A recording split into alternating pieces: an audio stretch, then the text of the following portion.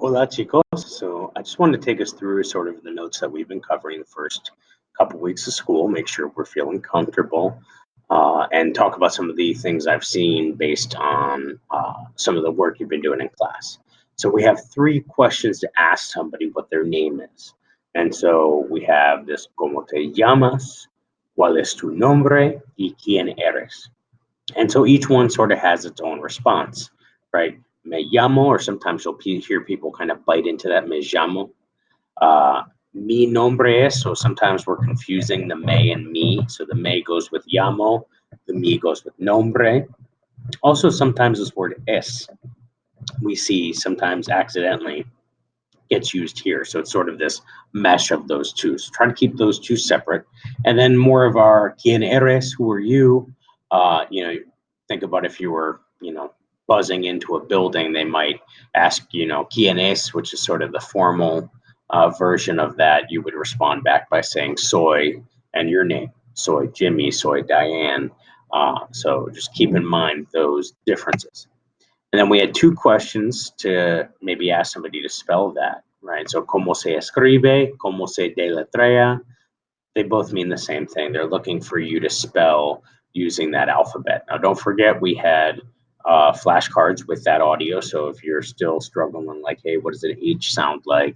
You can play the audio of the Quizlet flashcards by clicking that link in our notes. And then I did a video where I spell some words and ask you to pause it and try it on your own. So just keep in mind, there's a lot of great extra practice. Then we went into last week where we started asking people where they were from. ¿De dónde eres? Right, and we went around and asked our classmates and found out they responded back by saying soy de, and we remembered that we always want to have that day in there. Otherwise, we're saying we are Pottstown instead of we are from Pottstown. And then we talked about how you might start talking about where other people are from. And when you're talking about other people, we're going to swap out soy for S. So when I say soy, I'm talking about myself. But if I wanted to talk about a classmate, I might say Robert S. de East Coventry, right? He is from. So we're starting to understand that we're not just going to be talking about ourselves all the time. We might be swapping out that word soy for S to say he is or she is. And then we had another question last week that we added in. ¿Cuál es tu número de teléfono? And because we only have to know 0 through 9, it's really nice, although we can kind of combine. So instead of saying 610 for 610, we can say 610. So 14 instead of 14. So we just realized that there might be combinations there. And now this week, we're going to get into introducing other people, right? So we'll have this phrase of presento a, and what we say before it and after it is going to depend on who we're talking to and who we're introducing. And so, if I say les presento a mi amigo Juan, I'm introducing my friend Juan to a group of people, and that's why it's les. So we're going to see that we could have said te presento if I was just introducing Juan to another friend, or le if I was introducing him to my boss. And then if it was plural, we tend to just use les. Os is very, very specific. Os is like really informal to a group of buddies if you were in Spain specifically.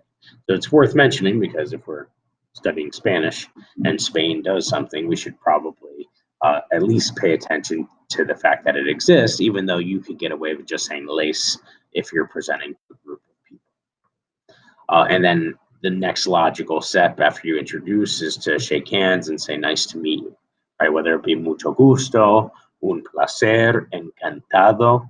Those are all really good out of the gate responses.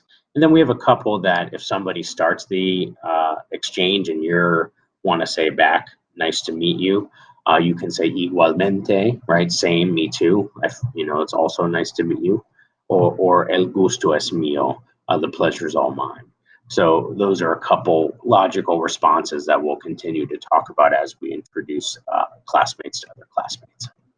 And then obviously our ability to say goodbye, adios, is the most common. And then we have a bunch of hasta phrases. Remember, we don't pronounce the H, we don't pronounce the H, it's not hasta. So hasta mañana, hasta luego, hasta pronto, hasta la próximo. And then you have your very casual ciao. Below that, I just included some phrases we talked about in class that I've heard people use when they run into each other at the store, if they're, meeting up with a friend they haven't seen in a while, just a way to kind of say, oh, nos vemos, we'll see each other soon, or estamos en contacto, we'll be in touch, or hablamos sobre la marcha is really colloquial to Madrid about, hey, we're going to talk about getting together. We talked about, oh, we should really get to the movies one day, or we should really go to the football game together. That might be a way to end that conversation, to let them know that, yeah, we're going to hammer out some details about that event. All right. So those are a lot of the things we've been covering the first couple of weeks. So I just wanted to do a little run through, make sure we're all on the same page. All right. So we'll be adding in weather as well soon, and then some classroom expressions. All right. And that'll kind of complete our preliminary unit. So you've been doing a wonderful job. Hopefully this video is helpful, and I'll see you in class.